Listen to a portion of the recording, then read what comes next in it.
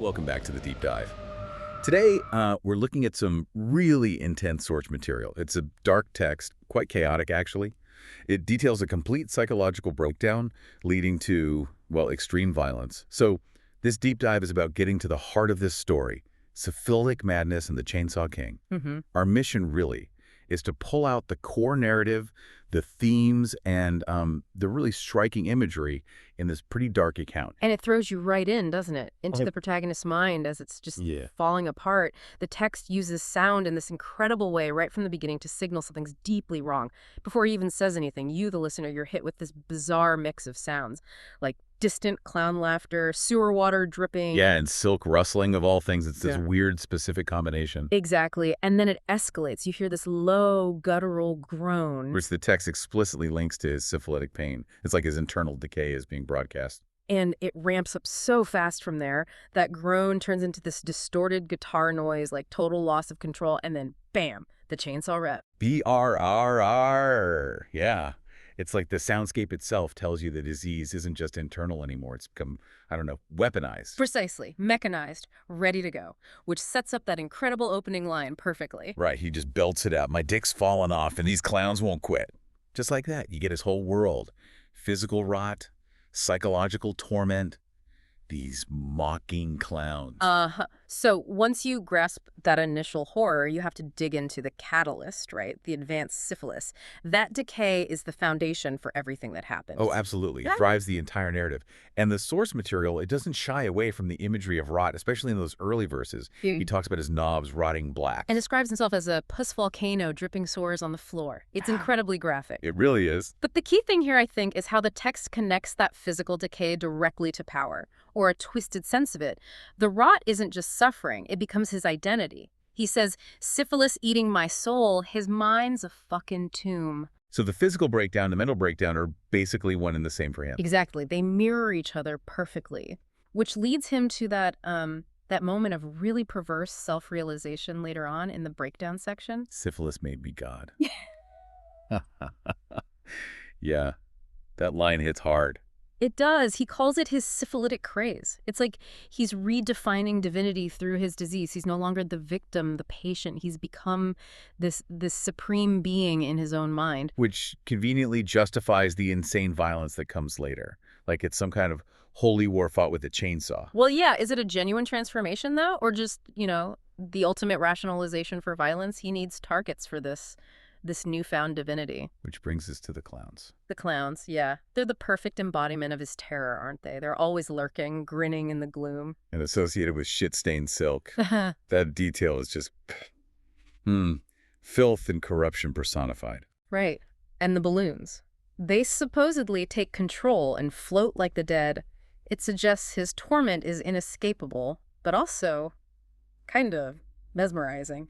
Lethal. There's a specific description, too, of the zombie clown in verse 2. Its grin is all decayed, just like him. Yeah, mirroring his own state, and the eyes burn red. It's like his internal virus has conjured up its own external counterpart, horror, reflecting horror. So this sort of helps map out the geography of his madness, right? At first, it's all these vague, oppressive places like tunnels choke with their stench. Yeah, very metaphorical. But then, just before the climax, the setting shifts dramatically and unexpectedly. To a garden center. I mean, that's quite a choice. It's so mundane. It is. That juxtaposition is jarring. You go from this internal symbolic hell to petunias, ferns. He calls it a maze, right? He's sprinting past azaleas, knocking over plant pots, trying to get away from this clown. Why there, though? Why the shift to the ordinary? I think that banality is exactly the point. It's where his private syphilitic horror crashes headlong into ordinary, everyday reality. The reality that just doesn't care. Because right before the violence explodes, he's still asking that question, isn't he? Pleading almost, Father, is this real? Screaming, is this real? Yes. He's looking for confirmation, for some kind of anchor. But what he finds isn't clarity, it's just indifference. The normies, that's the term used. They represent that external world that's completely untouched by his suffering. Exactly. They're described sipping their coffee, calm in my fevered screams. Staring all serene like my hell's just a show. Oof. That's the tipping point, isn't it? That utter lack of recognition, the feeling that the outside world sees his profound, isolating agony and just shrugs. They don't care. And that's when he snaps. He stops questioning reality and decides to impose his reality on them. If the world won't acknowledge his internal hell, well, in this narrative, the response is immediate, violent assertion. He makes that vow. Fuck their calm, I'll carve blood sprays in the air. It's a declaration of war on normalcy. And notice how he gets the weapon. He doesn't seek it out. He trips over the chainsaw. Right. Like it was just waiting there for him. Destiny almost, or just brutal cosmic irony. The violence was inevitable, maybe. It just needed the trigger and the tool. And he says the blade is calling my name. So once he picks it up, the whole soundscape shifts again, right? Now the chainsaw revs echo, but they're mixed with normie screams. Yes. The internal decay finally gets its external expression, direct physical destruction. And the descriptions are just brutal. Blood sprays the petunias. Her calm face splits in two. It's about shattering that indifference, literally forcing them to share his pain, his reality. Making his internal hell external. That image of the normie's guts mixed with mud. Pure chaos erupting in this manicured ordinary space. But here's the really bleak part, I think. Even after all that carnage attacking the normies, it doesn't actually fix anything for him. The clowns are still there. Exactly. Verse 3 reminds us, the clown is still behind me, its balloons dripping goo. The external violence didn't vanquish the internal demons. Wow, so the horror is fundamentally internal. It's generated by the syphilis, by his mind. No amount of bloodshed can actually cure that. It seems not. Which makes the ending quite stark. The cops storm the garden, sirens howl. He just ignores them. He's lost in the gore. The real world, law enforcement, consequences, none of it matters anymore. Because he's achieved his own kind of apotheosis. He's answered his own question about reality. With that final whispered roar, real or not, I'm the king of this hell.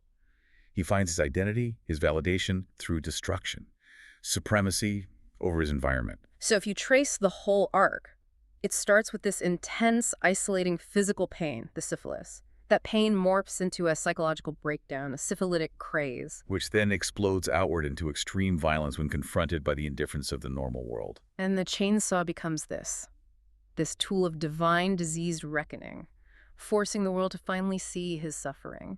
It's a profoundly dark look at how deep personal agony can twist into a justification for imposing that agony on others.